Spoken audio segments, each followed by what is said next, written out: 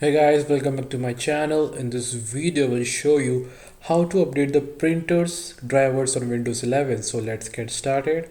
I will help you out. So go to search bar and type device manager. As you can see on the top here, device manager.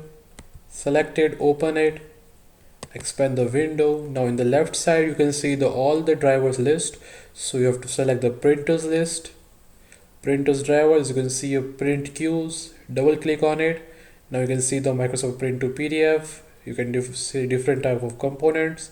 So we will start from the first. Right click on facts. Now go to update driver. Now go to search automatic for drivers. It says you have already installed. Check in your Windows laptop. If you have not downloaded, download now. Now you have to check for every other component. Right click on it. Go to update driver. Now again search for the latest drivers. You have to check for every single of one. Click for search it. It says you have okay. You have to check for OneNote. Go to search automatic for drivers.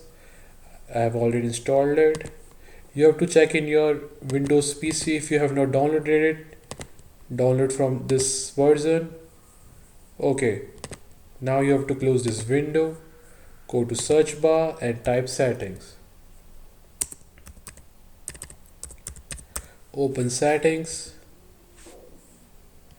Then you can see on the right top here Windows Update, click on it. Now go to check for updates. It will take a few seconds for check the updates for any other drivers. You can directly download from here if it shows you any latest update. It will take a few seconds. You can download any latest driver from here if you have not downloaded it yet. Okay, it says you up to date. Now you know how to update your printers drivers. I hope you like the video. Don't forget to like and subscribe my channel. I will see you in the next one. Thanks for watching.